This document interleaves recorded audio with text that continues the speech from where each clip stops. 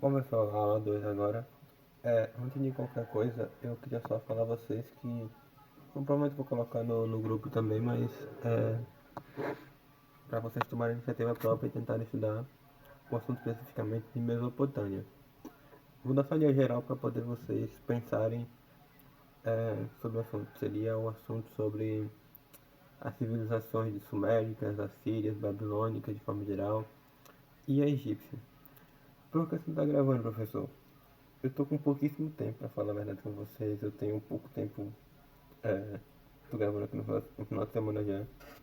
E infelizmente eu tenho pouco tempo pra produzir material pra vocês. E eu tenho que produzir material tipo assim, para as turmas que já estão desenvolvidas e pra turma que iniciou agora pela manhã. Então eu não vou ter tempo de tipo assim, preparar aula não, perdão. De gravar aula pra vocês, então, no Mesopotâmia, então, e é um assunto que cai menos no Enem, então eu vou tentar é, trazer os aspectos principais para que você não fique prejudicado, mas também não, eu também consiga conciliar meu tempo, porque tem a faculdade, tem tudo mais. Enfim, a explicação aqui toda de forma geral, espero que vocês entendam. Vou também indicar um vídeo específico para vocês estudarem, que vai acabar dando menos trabalho para mim, porque acho que nem todos os professores vão ter essa iniciativa de gravar aula, mas eu estou tendo essa iniciativa e tentando ajudar vocês da melhor forma. Enfim, espero que vocês conseguem entender legal. Qualquer coisa, como eu falei no outro vídeo, vocês mandam dúvida pra mim, estou à disposição. É isso, vou iniciar a aula pra não enrolar muito. Deixa eu aqui apresentar. Bom, pessoal, hoje a gente vai trabalhar especificamente Roma e Grécia Antiga, certo? Vai tentar fazer algumas coisas, eu vou trabalhar a origem, por exemplo, de algumas dessas duas civilizações, essas duas sociedades, mas quando chegar no momento certo, no momento tipo assim, que eu vou trabalhar a democracia, e principalmente a República Romana, eu vou dizer a vocês porque esse é o ponto principal que eu quero que vocês guardem pro Enem. Porque vai ter muita questão de origem, questão de povos que venham antes, povos de, de origem de forma geral, mas são questões que não vão ser cobradas no Enem, são questões que eu vou dar como uma contextualização para vocês entenderem a origem daqueles povos, entendendo a origem do povo ateniense, do povo espartano e da cultura romana, tranquilo? Mas o ponto principal é vocês entenderem a democracia, quem eram os cidadãos e quem não eram. Vou explicar a vocês mais na frente, então fiquem tranquilos. Primeira coisa, você pensar na verdade, né? A localização geográfica da Grécia Antiga. Ponto 1. Proximidade com o mar Mediterrâneo. Por que esse ponto é importante? O mar Mediterrâneo na antiguidade era um dos principais mares, mares com comércio. Por quê? Muitos povos viviam nessa região. Então, você vai ter contato com outros povos e esse contato vai provocar trocas comerciais e trocas culturais. Eu acho que vocês estão vendo meu cursor, meu mouse aqui embaixo. Então, esse cantinho aqui especificamente, ele mostra exatamente isso. Mostra a localização geográfica do que seria Esparta, aqui na pontinha, e Atenas mais em cima. Uma questão que eu vou trabalhar agora com vocês. A Grécia, ela não era um estado único. Todos esses povos, todo o povo grego, não era apenas um estado. Não era um estado centralizado. Era um estado descentralizado. Mas o que isso quer dizer? Cada cidade era considerada uma cidade-estado. Cada cidade tinha sua independência política. Mas calma, vou chegar lá. Vamos por partes. Outra coisa da geografia da Grécia Antiga. Em geral, as terras da Grécia Antiga ocupavam ela, porque eles vão mudar um pouquinho da questão da Grécia atual. São terras inférteis, terras que não possuem como produzir na agricultura. E são terras muito montanhosas, como vocês estão vendo nessa imagem. Então, isso acaba prejudicando toda a questão agrícola. Os povos que viviam naquela região não conseguiam produzir alimentos. E o que é que isso vai acontecer? As terras que conseguiam se produzir alimentos vão gerar conflitos. Por quê? Vinham vários povos que queriam morar naquela região, mas não tinha como produzir alimento para todos, porque as terras em geral eram inférteis. E com isso você gera uma disputa por territórios. Esse ponto especificamente é muito importante porque mais na frente vai ser chamada uma questão como chamada de diáspora. O que é uma diáspora? A fuga de povos daquela região por conflitos e por outros motivos que eu vou explicar mais na frente. Mas vamos com calma. Primeira coisa, a formação da Grécia Antiga. São povos heterogêneos. O que significa isso? Povos que têm origens, que têm culturas diferentes, que têm políticas diferentes, que têm origens diferentes. Mas professor, como é que isso tudo e como é que esses povos todos que viviam nessa região se identificavam como gregos? Existem dois elementos específicos que você fazia com que esses povos se identificassem como gregos: a religião politeísta e a origem. Existiam vários povos que diziam que são descendentes do povo helênicos. Vou trabalhar isso mais na frente com vocês. Vou trabalhar agora alguns dos períodos que seriam os períodos históricos da Grécia Antiga. O primeiro deles, período pré-homérico. Esse período vai ser marcado por algumas coisas, por exemplo, a chegada dos jônicos, dos eólicos e dos aqueus na região que seria da Grécia. Eles seriam todos descendentes dos helenos. Um parênteses. Acabei de perceber que no slide a palavra descendente está faltando um S ali, então vou corrigir, inclusive, podem ficar tranquilos. Outra questão. Aqueus, aqueus povos que viviam na região, como eu falei a vocês, que chegaram na região, entraram em contrato com a chamada povos da ilha de Creta. E a partir daí vai se formar a cultura creto-micênica. Essa cultura vai ser a base do que vamos chamar de cultura da Grécia Antiga. Então acho que está tranquilo até aqui. Como eu falei, como eu estou gravando a aula, depois vocês podem tirar dúvida comigo, fico à vontade. E aí tem um mito que surge no período, um mito que até hoje acho que muita gente conhece, que é o mito do Minotauro. Brincadeira que eu faço com o pessoal quando está presencial, né? Mas a lenda do Minotauro, o que é que essa lenda diz? Essa lenda diz que o rei Minos, que era o rei de Creta, da ilha de Creta, teria feito um acordo com os deuses. Mas nesse acordo, após ele ter recebido o que ele tinha prometido, ele não cumpriu a sua parte. Os deuses, como forma de punir o rei, fizeram com que a sua mulher tivesse relações com um touro. Dessa forma teria nascido o Minotauro. O que é que significa essa metáfora, essa mitologia desse período? A prisão do povo grego. Por quê? Esse Minotauro ele vai ser preso pelo rei. E essa prisão que o rei vai construir vai ser a prisão do povo grego. Porque eles acreditavam que anteriormente eles tinham sido capturados, por exemplo, eles estavam sob a dominação de outros povos. Então, essa lenda serve para poder mostrar a dominação que eles estavam sofrendo, a prisão que eles estavam em relação a outros povos. Tranquilo até aqui? Agora eu vou mostrar só um momento que eu vou dormir alguém aqui.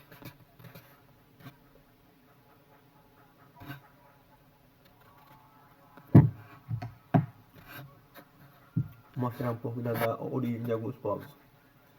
A chegada dos dóricos é um dos povos que eram povos que vinham mais região mais acima, regiões do leste europeu. Essa característica deles ser povos guerreiros é fundamental, porque eles vão chegar na região destruindo toda a cultura grega. Tudo que estava sendo construído, tudo que estava, tudo que já existia na região, eles vão destruir. E aí vai surgir a primeira diáspora grega, que eu falei a vocês um pouco mais atrás, mas seria uma fuga, a primeira saída de gregos para outras regiões. E por que isso é importante? Porque a cultura grega, a partir dessas diásporas, ela começa a ser espalhada para outras regiões. Além do comércio, que também é uma forma de espalhar a cultura para outras regiões, a diáspora também é. Anotem aí. Tem um período homérico também, que é um período que vai durar de 1100 a 800 a.C., nossa, trava legal. E aqui tem duas fontes que são utilizadas nesse período. Infelizmente, a gente não vai ter muitas fontes desse período. E de outros períodos também, por exemplo, um período, elas vão se perder basicamente quando a biblioteca de Alexandre o Grande vai ser queimada. Vai ocorrer um incêndio, na verdade. Enfim, as duas obras que vão servir de base para essa parte de documentação nesse período são as obras da Guerra de Troia, que seria a obra de Ilíada, que ela vai mostrar a Guerra de Troia, que é a recuperação de Helena, que seria uma rainha do período da Grécia Antiga, e a Odisseia, que seria o retorno de Odisseu à sua terra natal. Odisseu foi quem recuperou Helena durante a Guerra de Troia. Eu estou pulando esses aspectos mais gerais porque são aspectos, como eu falei para vocês, são aspectos de origem. Não vou me focar tanto nessa questão, porque são questões que não vão ser cobradas de Enem.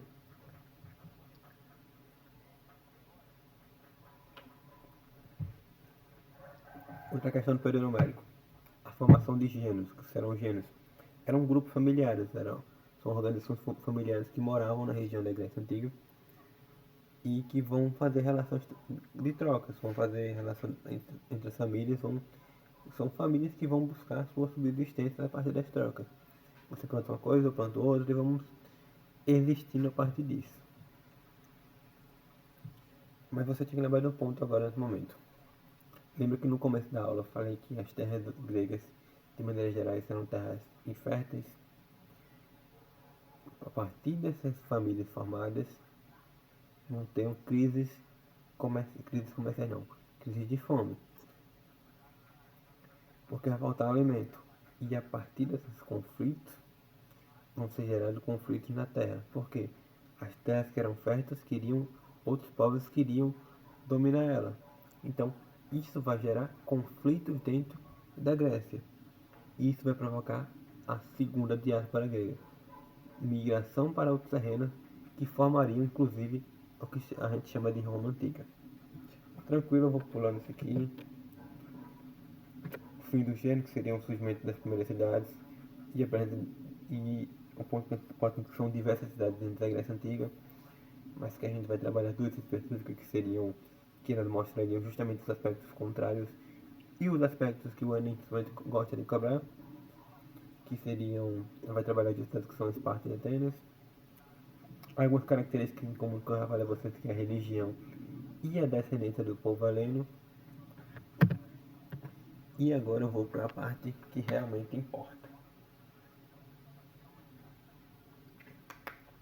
Como eu falei a vocês no começo da aula, a sociedade ou a civilização grega são formadas a partir de cidades-estados. Essas cidades-estados são independentes entre si. Algumas delas vão entrar em guerra, outras vão fazer laços comerciais, vai depender muito de cidade para cidade.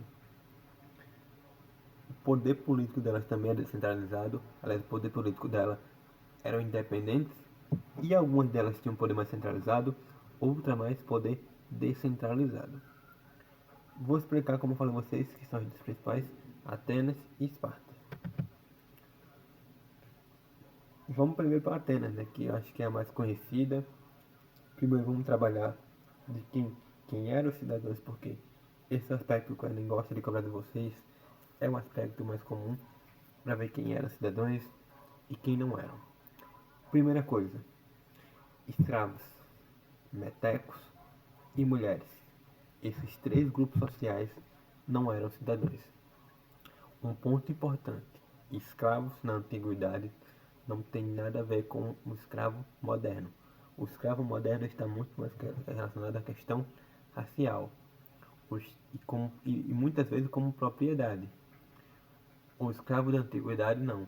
Eram escravos capturados em guerras ou escravos feitos através da dívida.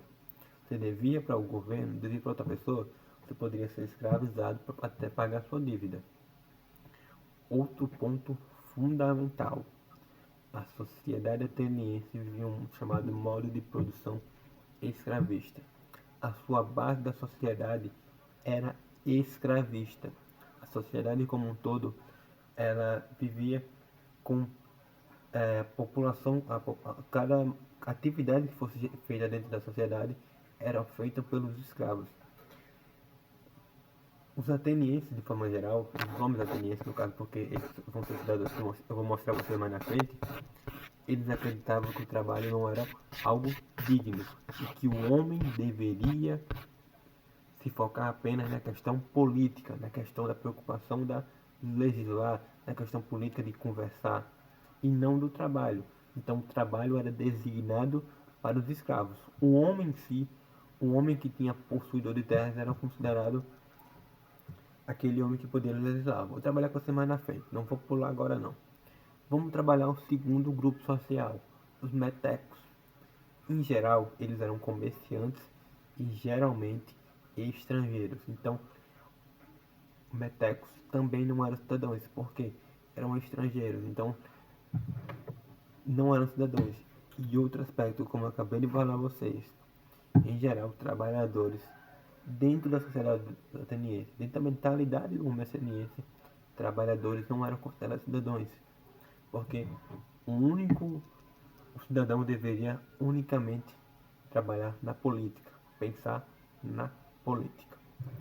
E as mulheres, o caso das mulheres é muito específico e que mostra muito como o homem se via superior à mulher. Para vocês terem uma ideia, vou mostrar mais na frente, as relações entre homens e mulheres eram vistas como impuras. Os homens viam a relação entre homens como relações perfeitas. Porque na visão do homem, a mulher seria inferior. Então ter uma relação com ela seria algo impuro. Só faziam porque tinha questão de proliferar, né? Questão de manter a geração. Mas a relação com a mulher era impura. E era destinada unicamente a atividades comerciais. E vista sempre de forma depreciativa. E agora vem quem seriam os cidadãos atenienses.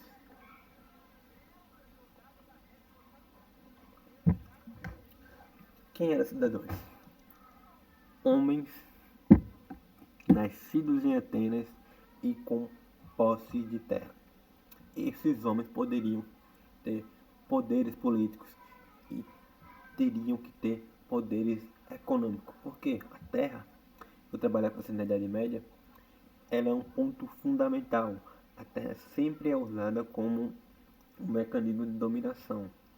Se a gente pensar, por exemplo, na atualidade, vocês vão perceber que quem possui terra no Brasil, a questão do agronegócio, vocês vão perceber que esses são os detentores de políticos, porque eles conseguem influenciar quem está abaixo e muitas vezes influenciar quem está acima, porque conseguem influenciar na economia do país. Acho que ficou tranquilo. Esses homens que eram nascidos atenienses, que tinham posse de terra e também que tinham que ser com pais atenienses, eram chamados de eupátridas, porque eles eram cidadãos atenienses. Acho que é tranquilo até aqui. Vamos para alguns períodos. Primeiro período deles, o período da oligarquia. O controle político estava político pelos eupátridas. Oligarquia é uma palavra que significa poder na mão dos poucos. Então, esses poucos eram os eupátridas, homens nascidos em Atenas com posse de terras. Lembrem dessa questão, já fui cobrado no Enem. Quem eram os cidadãos atenienses? E quais os critérios para cada um? E qual era os critérios para ser cidadão? Essa questão já foi cobrada no Enem especificamente. Vai ter uma questão que eu vou mostrar vocês um pouquinho mais na frente. Vocês podem pausar, pensar como responder e depois vocês vão ver como é que o gabarito. Outra questão. Uma primeira lei escrita no ano de 621 a.C. O que essa lei dizia? Essa lei dizia que qualquer crime dentro de Atenas seria pagado, seria a pena de morte. Um momento que eu vou explicar a importância dessa lei.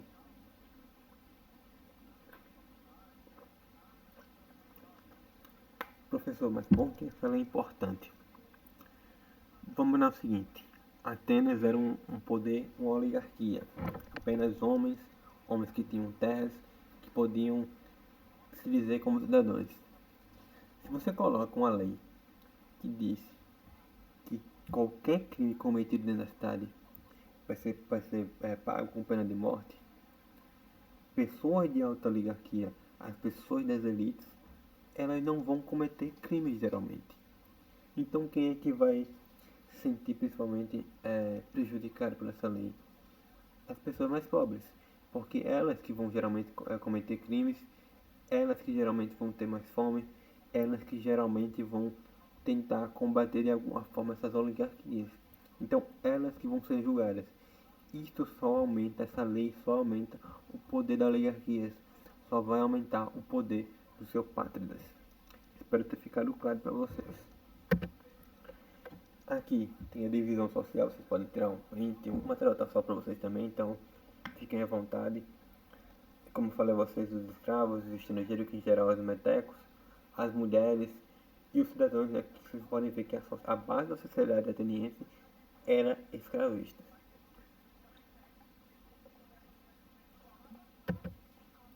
Como eu falei a vocês, a relação entre homens e mulheres era impura, então os homens preferiam fazer a relação entre eles. Aqui eu vou mostrar algumas mudanças sociais que vão acontecer durante esse período em Atenas. A primeira delas, através de Solon, né, que é um dos pensadores daquele período, um dos eupátridas que tiveram essa ideia, ele colocou o fim da escravidão por dívidas.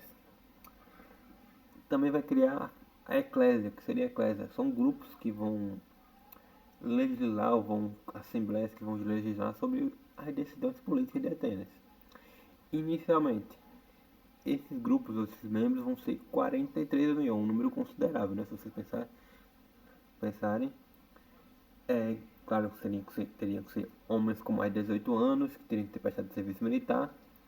E esse é o ponto fundamental, a descentralização política. Se antes pequenos grupos de homens se reuniam na Acrópole, como vocês podem ver nessa imagem aqui, e decidiam qual seriam os futuros de Atenas, qual decisões políticas eles vão fazer, agora não. Agora um grupo de 43 mil homens vão se reunir. Então vocês percebem que vai ter uma descentralização política. Cada vez mais o poder vai sair da mão dos eupátridas, das oligarquias que eram existentes, para manter uma descentralização política. Ponto importantíssimo também. Apesar dessa descentralização, mulheres, escravos e comerciantes estrangeiros continuam excluídos dessa democracia. Então vocês percebem como essa democracia, mesmo que inicial, ela ainda é excludente, ainda exclui parte da sociedade. Outra reforma política, a Bulé. Grupo de 400 cidadãos que participavam com mais de 30 anos participavam do corpo legislativo. O que é o corpo legislativo? De maneira geral, o que seria a Bulé? Era um grupo de 400 homens, que criavam leis. Esse grupo vai crescer depois, mas vamos perceber como o poder vai se descentralizando. Claro, o poder político vai continuar na mão desses homens, mas ele vai se descentralizar dentro deles. Tranquilo? Outra coisa, estabelecimento do voto necessário nesse aspecto. Possuir propriedades e privilégios. Como eu falei a vocês, os homens tinham que ter propriedades. E dessa forma você estabelece privilégios, porque só aqueles homens que tivessem condições de possuir terras, conseguiriam legislar, conseguiriam decidir novas leis. Então você continua mantendo uma oligarquia. Mesmo que ela seja descentralizada aos poucos, ela ainda permanece. E aqui eu tenho um exemplo de Clístenes, que também vai aumentar. Lembra que eu falei aqui, ó, da Bulé? De 400 ela vai passar para 500. Outra questão, ele vai dividir essa questão em tribos. Dentro de Atenas vão existir várias tribos que vão, tipo assim, existir desde da sua formação. Você lembra que no começo da aula eu falei que os povos gregos, de maneira geral, eram heterogêneos? Então, dentro da mesma cidade você pode existir vários povos. Então, o que a Cristianos fez? Colocou representantes de cada tribo para poder decidir esse poder legislativo. Se antes eram 400 homens, com mais de 30 anos, agora ele vai pegar esse mesmo padrão e vai colocar representantes de cada tribo. Porque ele queria uma representatividade de cada tribo e queria evitar que uma tribo se sentisse oprimida ou algo do tipo, para evitar revoltas, certo? E com isso aumenta um aumento do poder na participação legislativa. Acho que ficou claro. Outra coisa, a Eclético, eu tinha falado anteriormente, aumenta de 43 mil para 60 mil a participação. E aí vai subir um novo poder, o estratego, que seria o quê? Um poder executivo, poder de tomar decisões na parte de execução. Por exemplo, o judiciário fiscaliza, se o legislativo cria novas leis, o executivo vai executar essas leis. Seriam 10 cidadãos, nossa, a moto passou aqui, deve ter passado muito alto aí. Seriam 10 cidadãos, um representante de cada tribo, que fariam os poderes, ou que gerariam o poder executivo. Acho que está bem claro para vocês até agora. E aí eu quero só trabalhar com vocês que tipo de democracia é essa.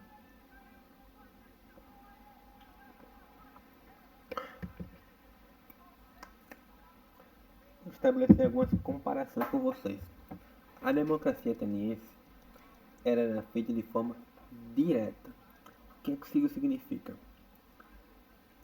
Cidadãos, os homens atenienses, que eram considerados, as pessoas que eram consideradas cidadãos, no caso os homens, né, com mais de 18 anos, vai prestar serviço militar, iriam até a Acrópole e lá eles decidiam o futuro de Atenas de forma geral, a criação de leis, o poder executivo, tudo isso era decidido dentro de Atenas, dentro daquela Acrópole e de forma direta. Você não escolhia ninguém para ir para você mesmo ia lá e prestava sua opinião. Outra questão, a restrição da participação. Como eu já expliquei a vocês várias vezes, a restrição dessa participação era clara. Eu mostrei para vocês como as mulheres excluídas, como havia presença de escravos, então toda essa população era excluída do processo de política. Um aspecto interessante que sempre é falado, a Grécia era vista como um berço da filosofia e da civilização ocidental.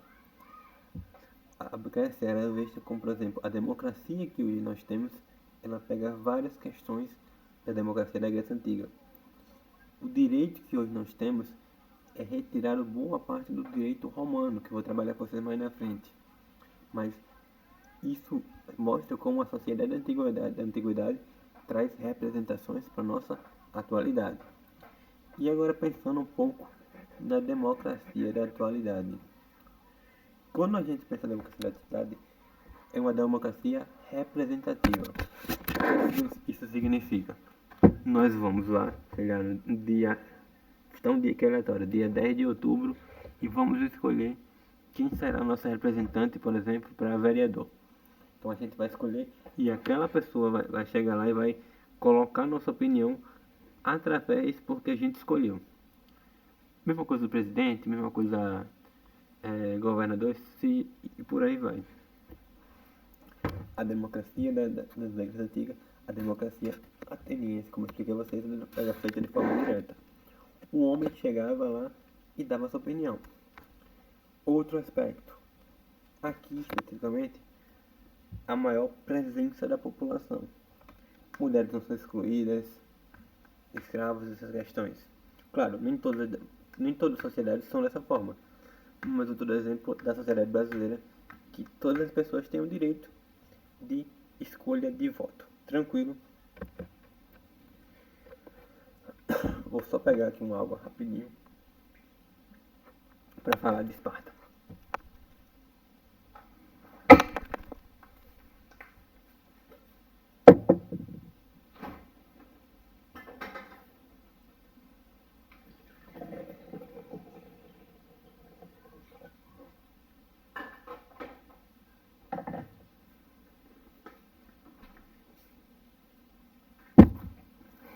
Voltei.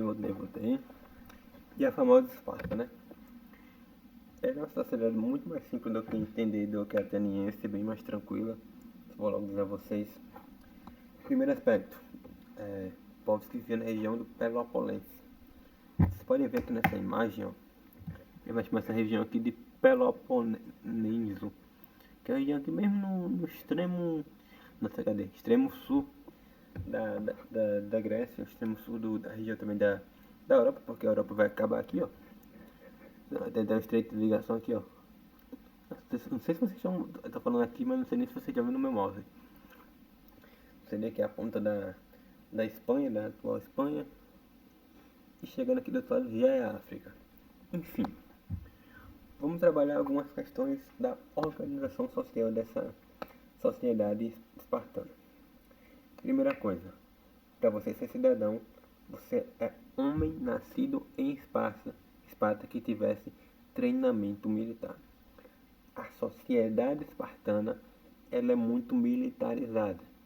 Eles têm origem nos povos históricos, povos que eram guerreiros, povos que tinham origem lutadora. E a sociedade espartana vai continuar com essa mesma característica. Vocês vão perceber que a figura do homem é muito valorizada. E a da mulher também. Professor, mas a figura da mulher é semelhante ao que a gente tem atual? A figura, tipo assim, existe uma valorização da mulher? Não. A mulher é valorizada porque ela vai gerar o filho homem. O filho que vai ser o guerreiro que vai lutar na guerra. Outro aspecto. A mulher vai ter ela vai ser responsável pela educação dos filhos. Outro aspecto. Recebia um treinamento militar. Mas por que recebia um treinamento militar? De maneira geral, ela recebia um treinamento militar porque quando o homem ia para a guerra, ela ficava responsável por cuidar da cidade, cuidar da segurança da cidade. Dessa forma, ela recebia o treinamento militar por conta disso. Espero que vocês não tenham escutado, porque passou uma mobilete aqui com tudo. Enfim, ela cuidava da cidade. Em relação à sociedade ateniense, ela era mais valorizada. Mas se você pensar na nossa atualidade, ela ainda tem uma depreciação.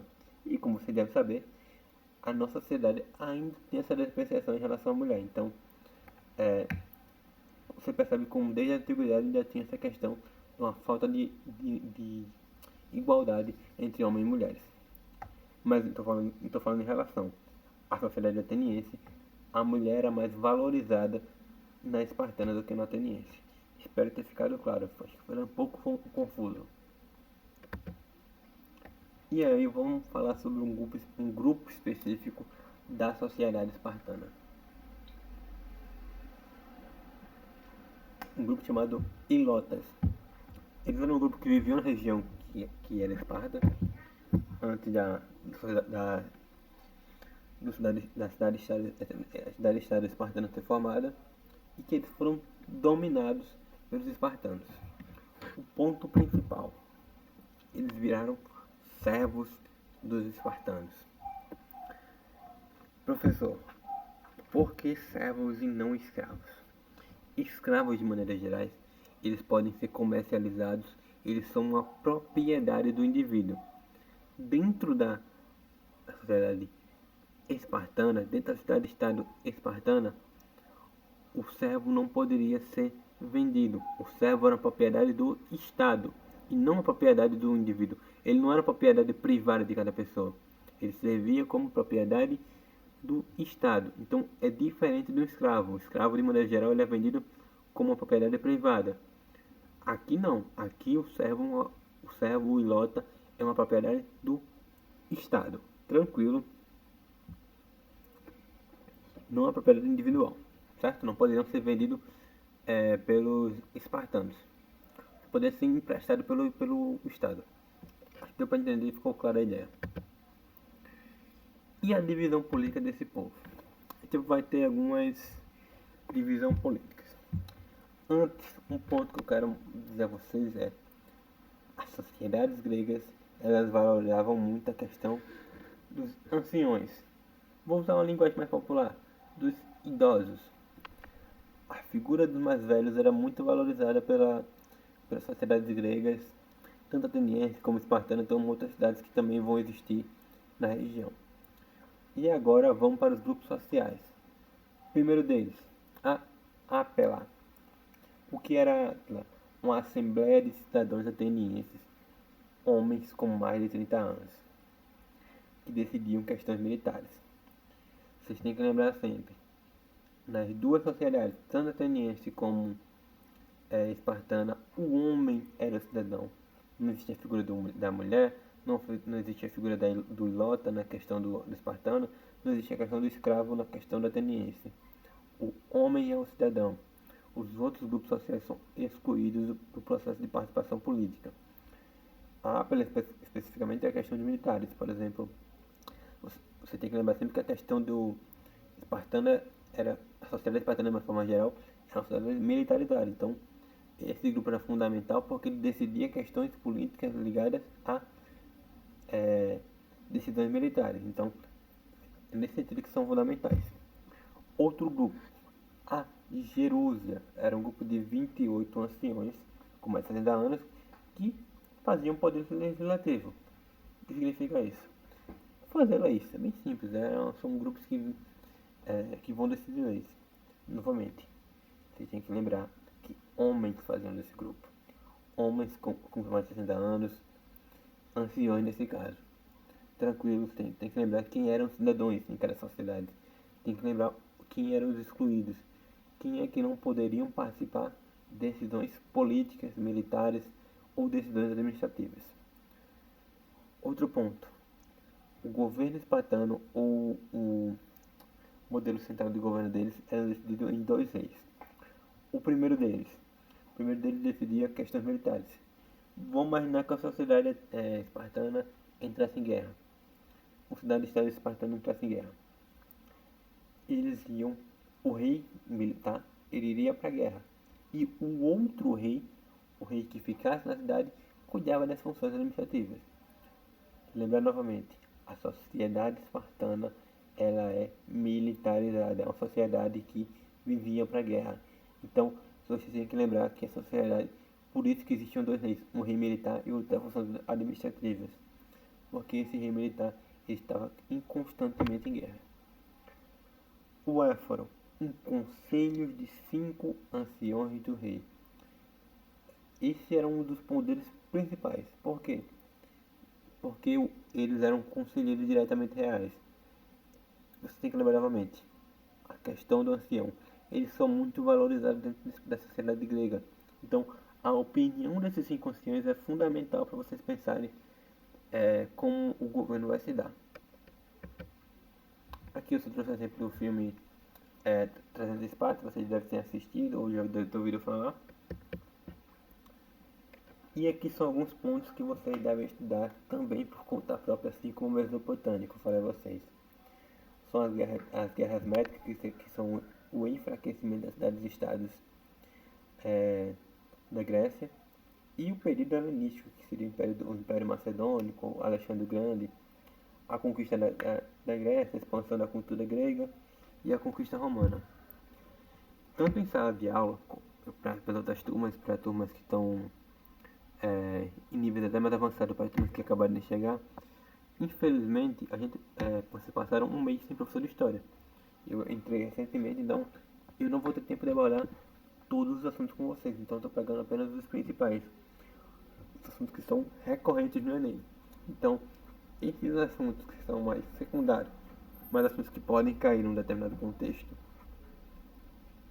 estou deixando para indicação de vocês, estou deixando para vocês pesquisarem e entenderem um pouco mais.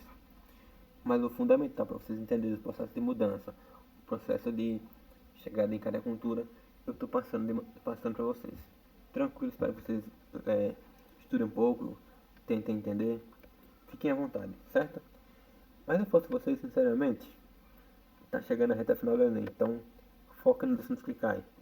Tô gravando esse vídeo de assuntos que caem com certeza. Assunto da antiguidade cai com uma certa frequência, então estou mostrando a vocês os pontos principais que podem cair. Mostrei a vocês o ponto principal da sociedade da Grécia Antiga era a democracia. Pensar quem era excluído dos processos administrativos, quem era excluído dos processos jurídicos, processos políticos. A questão que vocês podem pausar agora e tentar responder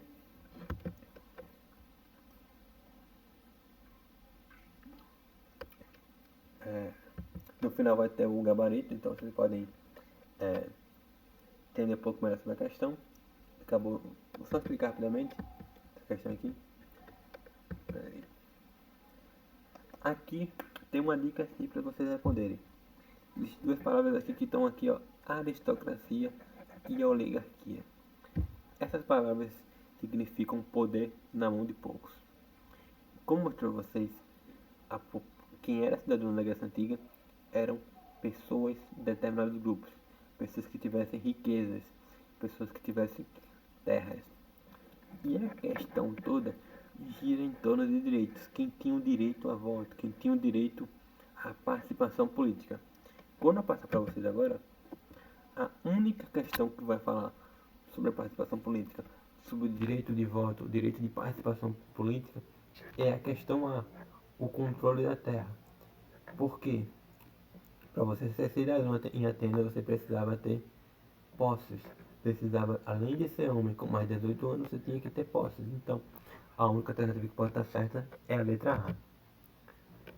Essa é a questão que é muito discutida, então vou até passar aqui, estou falando sem voz, então eu não quero me alongar muito. Vou agora para Roma Antiga.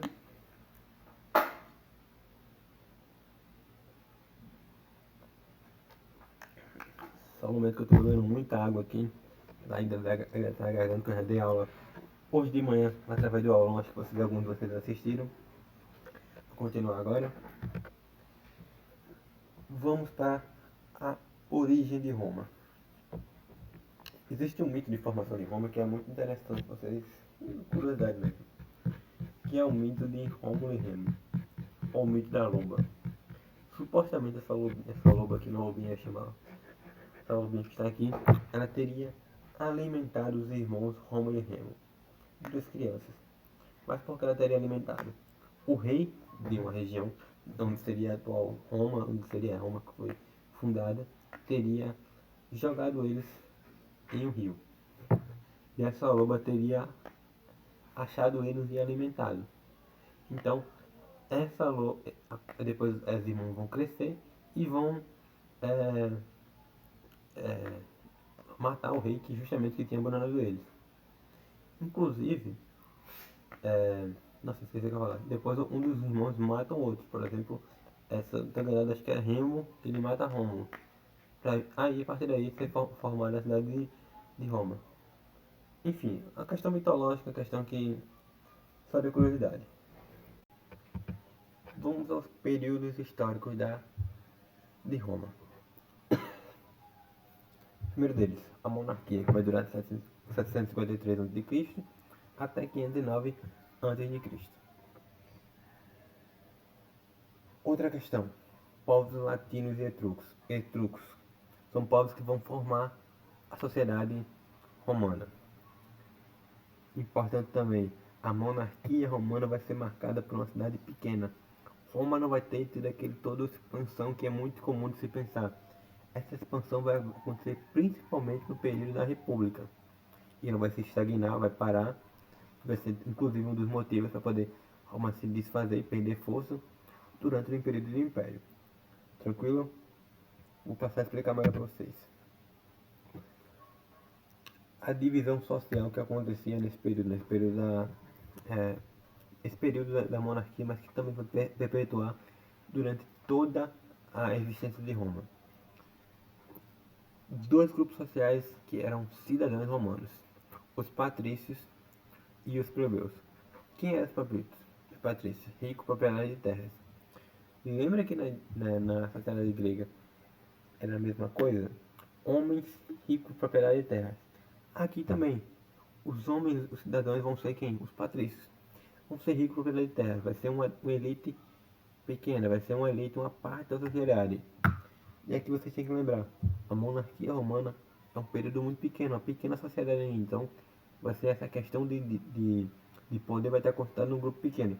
Depois, com o passar do tempo, que vai conquistando outros territórios, a questão dos patrícios vai aumentando, e a dos plebeus também. Os plebeus, quem eram cidadãos também? Plebeus eram cidadãos pobres, mas que eram cidadãos porque eram homens. Diferentemente de Atenas, aqui não tem a diferenciação para ser cidadão na questão da terra.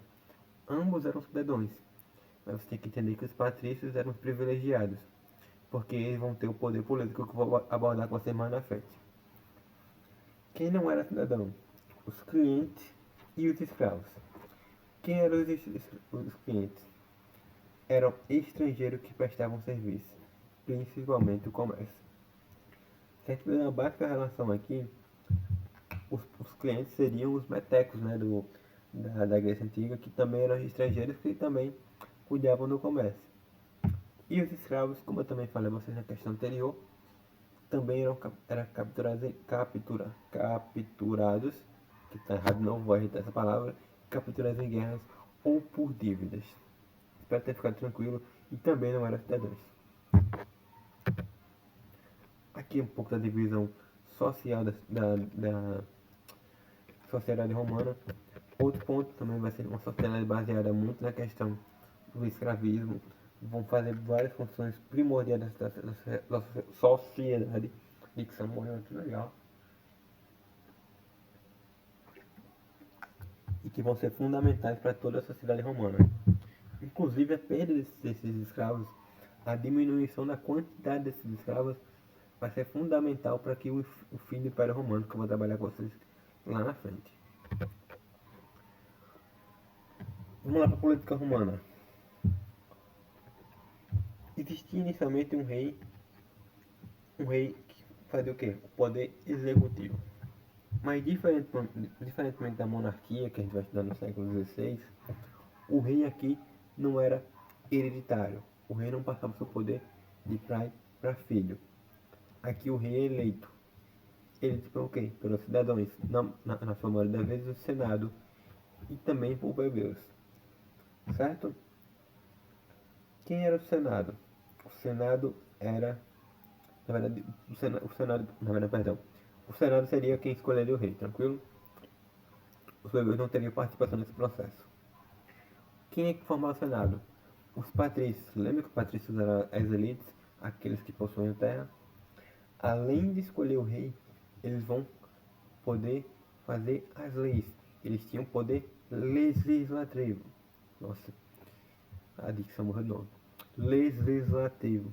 Pera, pessoal, porque eu tenho um problema sério de dicção, eu tenho um problema sério de. Eu tenho que ir na fonoaudióloga de novo. Mas para vocês entenderem.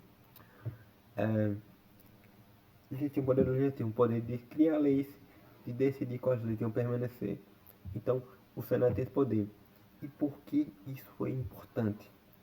Porque quem tem o poder consegue controlar outras pessoas. Então, os patrícios usavam ter o poder legislativo para controlar a plebe, controlar os cidadãos comuns, assim como controlar escravos e outras classes sociais. Mas por que principalmente a plebe? Porque a plebe também era considerada cidadãos, mas que entretanto não podiam escolher, por exemplo, os reis. Outra divisão política do Império Romano, da sociedade romana, a Assembleia das Cúrias. Funcionava basicamente como uma ratificação de decisões. Era um grupo específico que ratificava as decisões que o Senado já tinha feito. E que também tinha uma base de patrícios. Então, mostra como os patrícios, basicamente, eles faziam o seguinte: criavam leis e mandavam para eles mesmos ratificar próprias leis que eles criavam. É tipo Chaves falando negócio da questão da Caputo. Nossa, eu travo legal. E agora eu vou mostrar a vocês como é que aconteceu o fim da monarquia. Você não vai trabalhar cada rei, cada negócio? Não, eu quero que vocês entendam como funcionava a questão política, de maneira geral. E os aspectos principais que eu vou trabalhar com vocês. Mas eu não quero que vocês lembrem cada rei, cada período específico do Império Romano, ou da Monarquia Romana, ou da República Romana. Eu quero que vocês entendam a relação do Senado com a plebe, porque essa relação vai ser fundamental e é a questão que é mais cobrada no Enem. O fim da monarquia romana vai acontecer principalmente entre o conflito de etruscos e latinos. A partir desse conflito, Tarquínios, né, o que é conhecido como Tarquínio Soberbo, ele vai tentar governar acima do Senado. E se vocês perceberam, o Senado é a principal instituição romana. Eles eram vistos tanto como principal instituição, tanto pela população de forma geral, como pelo próprio Senado. O Senado tinha poder decisório. A população de forma geral também respeitava muito o Senado, achava que era um orgulho de Roma ter um Senado, ter um poder que conseguiria governar acima do rei. E o que é que Tarquino vai tentar fazer? Vai tentar governar acima do rei. Como medida, a partir dessa disputa política, Tarquino vai fugir e, a partir disso, o Senado vai decretar o fim da monarquia romana e o início do que nós vamos chamar de República Romana. Tranquilo? Deu para entender? Lembre-se sempre do Senado. O Senado é um elemento fundamental dentro da sociedade romana, porque ele vai fazer os principais aspectos. Ele vai, por exemplo, mais na frente matar César, que também vai tentar governar, também vai tentar ser um imperador soberbo. Tranquilo? E aí eu vou pedir para vocês pensarem um pouco, para pensar o que significa, na verdade, né? República. Mostrar para vocês o termo república deriva do latim res, res pública e significa literalmente coisa pública. Isto é, que diz respeito ao interesse público de todos os cidadãos. Mas aí eu boto a questão para vocês pensarem. Quem eram os cidadãos romanos? Homens, normalmente plebeus, e também os patrícios. Então, para eles, a coisa pública, os interesses públicos teriam que ser focados para eles. Então, por exemplo, mulheres ou, ou escravos estariam excluídos dessa república, certo? É para vocês pensarem o que seria a república na atualidade e o que seria a república no período deles. Tranquilo? E aqui eu vou mostrar que é o período, inclusive, que é o período de maior expansão romana. Porque essa república romana que vai surgir vai ser liderada principalmente pelo Senado. E o Senado vai querer conquista de novos territórios. E essa conquista vai gerar alguns problemas, inclusive. Essa questão que eu tenho aqui no slide é um ponto fundamental também, um ponto importante. Essa conquista desses territórios que vão ser alcançados, que vai desde Roma, que vai estar localizado. Cadê a Itália que eu não estou vendo aqui, ó? Roma aqui. E vai se espalhar por toda a Europa, chegando até regiões da Ásia. Toda essa região que vai estar sob o Império Romano, depois vai se desfazer. E toda essa região vão se formar em feudos, que eu vou trabalhar com você mais na frente, que são pequenos propriedades rurais. Pequenas de maneira geral, mas são propriedades rurais que estavam na mão de um único suzerano, um único homem que controlava aquele pedaço de terra. Por que eu estou falando isso? Porque a sociedade romana, a questão romana é centralizada. O Senado tomava todas as decisões e a partir dele, cada território que fosse sob dominação romana teria que cumprir. Quando chegar na Idade Média, vocês vão perceber que a sociedade vai ser chamada de descentralizada. Cada feudo, cada pedaço de terra vai ter seu próprio comandante, sua própria pessoa que vai comandar as questões políticas, legislativas que vão existir ali dentro. Então você sai de um período que é o romano, que é o período que a gente está trabalhando agora, que é centralizado, para um período que é descentralizado. Tranquilo, espero que vocês tenham entendido. E esse período, por que é importante, esse período de expansão romana? Porque além da expansão territorial, do aumento de escravos, mas também um aumento das reivindicações dos direitos das plebes. Por que aumenta a reivindicação? Cada vez que você fosse chegando em determinada região, a plebe romana original e as plebes que vão ser pessoas que também vão estar fora dessa original, vão contestar direitos. Vão se perguntar por que a gente não tem direito de escolhas políticas. porque só o Senado que vai escolher todas as decisões que vão ocorrer. E a partir daí, a partir dessa questão das reivindicações que vão gerando, e a partir de primeiros inícios de revolta, o Senado, a contragosto, os partidos a contragosto, vão criar a chamada Tribunal da Plebe. O que seria isso? É um tribunal que vai literalmente barrar leis do Senado. São leis que vão ser geradas pelo Senado, leis que vão contra eles, leis que eles acreditavam que seriam ruins para a plebe, eles vão ter o direito de barrar leis que viessem do Senado. Então vocês estão percebendo que a partir da expansão romana, que vem na República, a partir do aumento de escravos, você consegue ter um aumento da reivindicação desses plebeus. Se antes esses plebeus não tinham direitos políticos, direitos de decisão, agora eles vão ter. Porque a partir do momento que eles vão crescer, essa população de plebeus vai se tornar cada vez maiores, o Senado vai começar a ficar preocupado e pensar, esses plebeus vão chegar uma hora e vão se revoltar. Então a gente vai dar algumas medidas para tentar controlar eles. E uma dessas medidas é o Tribunal da Plebe. Vou mostrar para vocês mais na frente e vocês vão perceber como gradativamente o Senado vai perdendo poder ou vai tentando manter, usar medidas para poder controlar essa pedra. Aqui tem uma lei que é importante vocês pensarem um pouco. A lei das 12 tábuas. Primeira coisa, eu não saber, não vou fazer ideia do que tem escrito aqui, para falar a verdade. Mas, graças a Deus, graças ao nosso bom Deus, pessoas especializadas foram lá e fizeram algumas traduções, né? E aqui eu trouxe duas questões para vocês. A isonomia da justiça e a presença de uma lei escrita. Vou trabalhar a primeira questão da presença de uma lei escrita.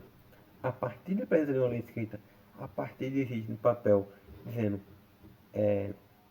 seja o que for, por exemplo, dizia que as pessoas são iguais ou as pessoas são diferentes, você consegue ter um respaldo.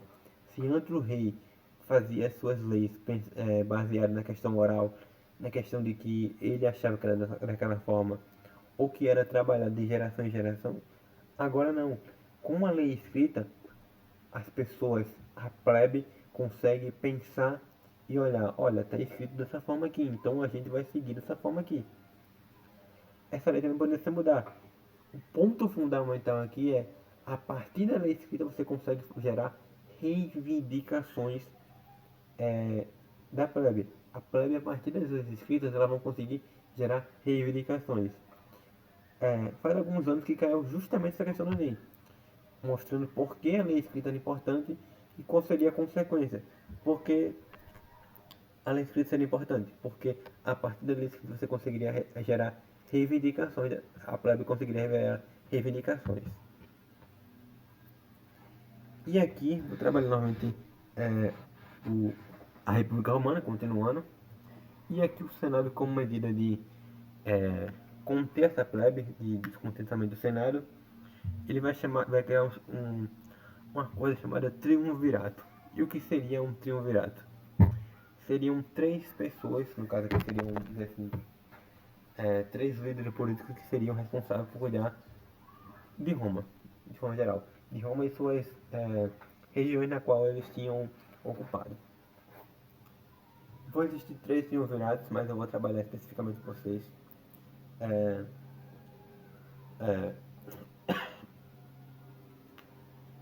Primeiro, trabalhar o último triunvirato, que seria, por exemplo...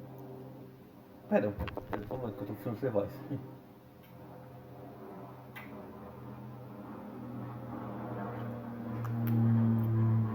Vão existir três triunviratos, mas o ponto fundamental que eu quero que vocês pensem é como o triunvirato ele surge como tentar evitar a ascensão da plebe que estava crescendo. O Senado, os patrícios que faziam parte do Senado, eles queriam conter a plebe. Então eles vão criar esse triunvirato. O triunvirato era três pessoas que eram responsáveis pelo controle político. Só que Júlio César, inclusive Júlio César vai ser denominado pelo Senado como imperador romano, porque eles queriam que uma pessoa tivesse centralizado o poder na mão dela, porque não queriam que a plebe ascendesse cada vez mais socialmente. não queriam que a plebe garantisse mais direitos. Então o Senado decreta Júlio César como imperador. Não vou trabalhar cada imperador específico com vocês porque não é relevante, tranquilo? Só que aí, Júlio César, ele vai ser um ditador. Especialmente, ele vai conceder mais direitos para a plebe e para estrangeiros. E se vocês perceberam até agora, os patrícios e essa classe, essa oligarquia que existe em Roma, não queriam que os plebeus, que não queriam que estrangeiros de forma geral tivessem poderes políticos. Então o que eles vão fazer? Vão literalmente matar César. Vão matar César a facadas, a pauladas e vão tirar César como poder. E, e esse período e essa questão vai ser justamente a morte de César. Vai ter o segundo triunvirato. O segundo triunvirato seria o grande Otaviano Augusto. Esse daí seria um homem que nunca perdeu uma guerra. Vai existir uma série de disputa entre os líderes, seriam 3 líderes, né? Otaviano seria um deles. E que ele vai matar o outro líder. E o outro líder se perde com guerras, ele morre com conflitos com outros povos. Então, a partir disso, Otávio Augusto ele vai se proclamar imperador romano. Qual é o ponto fundamental a partir de agora? Otávio Augusto ele vai criar medidas para conter essa plebe que estava crescendo socialmente, que estava reivindicando mais direitos. Ele vai, a primeira coisa que ele vai fazer, vai decretar a Pax Romana. O que significaria isso? A diminuição da expansão romana. Porque à medida que você aumenta a expansão romana, você também aumenta a questão dos escravos e também aumenta a questão dos plebeus, porque os plebeus vão crescer cada vez mais. E isso era uma coisa que tanto Octaviano queria e tanto o Senado Octaviano não queria, tanto como o Senado também não queria. Então, ao tempo todo, estão tentando controlar os plebeus. E por que isso é importante? Porque essa Pax Romana, como vai ser chamada, ela vai gerar alguns problemas. Por exemplo, a partir do momento que você para de expandir territórios, você para de gerar escravos. E isso vai ser muito importante porque lá na frente, um dos motivos para poder o Império Romano acabar vai ser essa questão. A questão da paz romana. Porque com o fim do expansionismo romano, você perde também a questão escravista, dessa obtenção de escravos a partir da guerra. Então, o Império Romano vai se desfazer cada vez mais. Tranquilo. Outra coisa que vão criar, a política do pão e circo. O que é isso?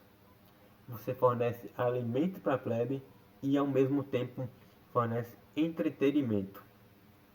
E que entretenimento seria esse? Seriam literalmente lutas no Coliseu Romano. Tem até uma foto que eu estava na frente, ó, que é o Coliseu Romano mais na atualidade. Caiu uma parte do Coliseu Romano. Inclusive, recentemente estavam fazendo restauração. Enfim, mas o que é que eles queriam com essa entretenimento? Controlar a plebe. Fazendo literalmente shows.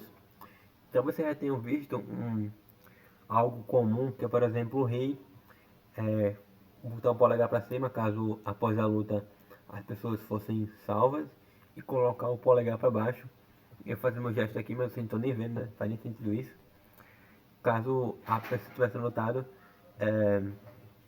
não seria justo. A pessoa não tivesse lutado, não teria feito um espetáculo bom.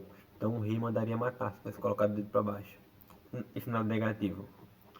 Então, isso mostra como todas essas medidas que vão sendo utilizadas, tanto a paz romana como a política do pão e circo, são para controlar a plebe e controlar a ascensão desse grupo social que queria reivindicações. E aí, quem disse que pica-pau não é cultura, né? Porque ele mostra justamente isso, mostra de como a perseguição que acontecia na época, né? Mostra a política do pão e circo de como acontecia no período.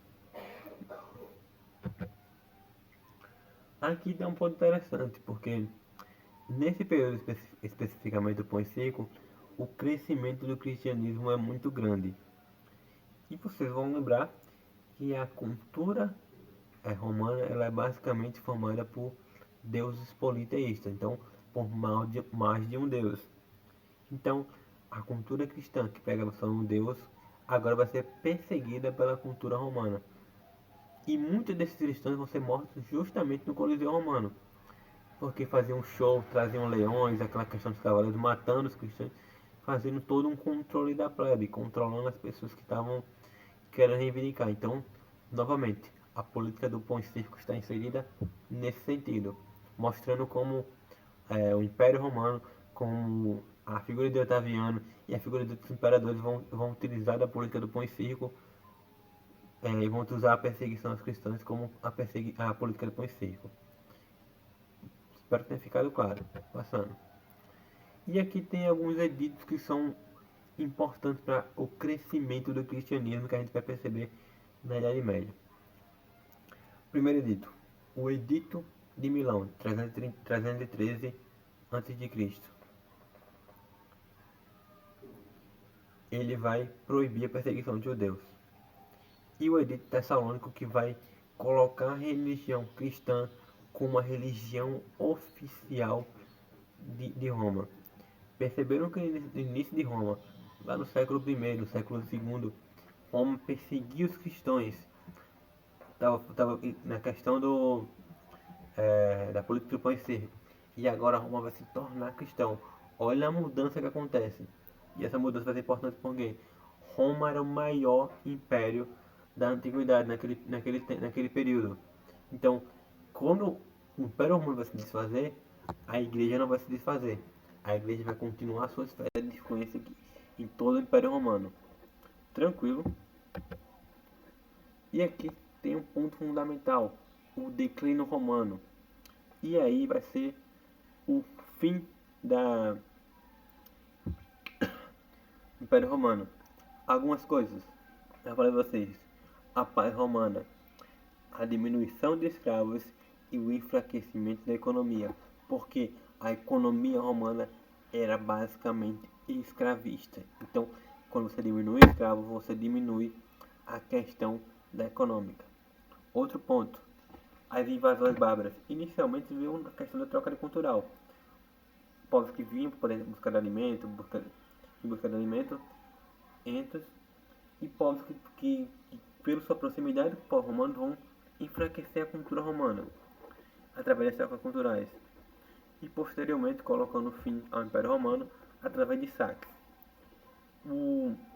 Só para vocês terem uma ideia cronológica, o Império Romano vai acabar no século V, no ano 413, e ele que vai decretar fim à Idade Antiga e ao início da Idade Média, que é o que a gente vai trabalhando nas próximas aulas. Tranquilo? Vou encerrar a aula por aqui. Como eu falei com vocês, aqui tem uma questão que vocês podem pesquisar, gabarito e tudo mais. Vou encerrar a aula por aqui. Espero que vocês tiverem dúvida, vocês vão lá e me procurem, fiquem à vontade.